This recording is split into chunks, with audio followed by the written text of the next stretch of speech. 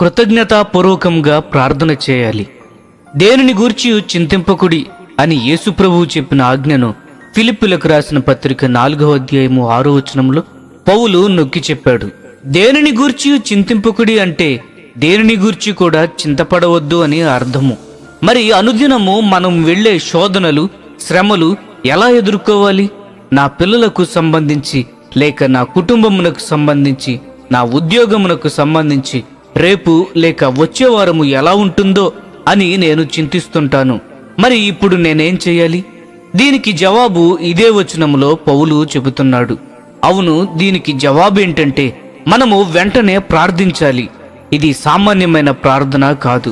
ప్రతి విషయంలోనూ ప్రార్థనా విజ్ఞాపనల చేత కృతజ్ఞతాపూర్వకంగా మీ విన్నపములు దేవునికి తెలియచేయుడి.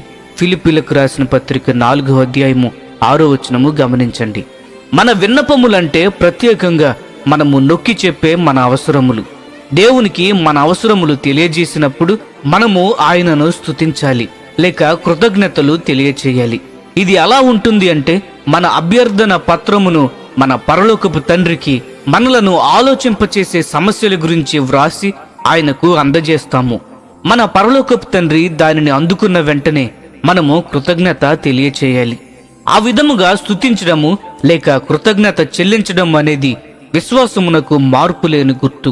నా విన్నపమును దేవుడు ఆలకించి తప్పకుండా జవాబిస్తాడు అనే నిశ్చయత కలిగిన విశ్వాసము పౌలు చెప్పినట్లుగా నీవు చేసినట్లయితే అప్పుడు సమస్త జ్ఞానమునకు మించిన దేవుని సమాధానము యేసుక్రీస్తు వలన మీ హృదయములకును మీ తలంపులకును కావలియుండును అని పౌలు నిశ్చయంగా చెబుతున్నాడు. ప్రియమైన స్నేహితులారా, ప్రతి విషయంలోనూ ప్రార్థనా విజ్ఞాపనముల చేత కృతజ్ఞతాపూర్వకముగా మన విన్నపములను దేవునికి తెలియజేసి మన హృదయములలో దేవుని సమాధానమును పొందుటకు దేవుని కృపను దయచేయమని ప్రార్థించదము. ఈ సందేశములు మీకు ఆశీర్వాదకరముగా ఉన్నట్లయితే లైక్ చేయండి, సబ్స్క్రైబ్ చేయండి, అనేకులకు షేర్ చేయండి.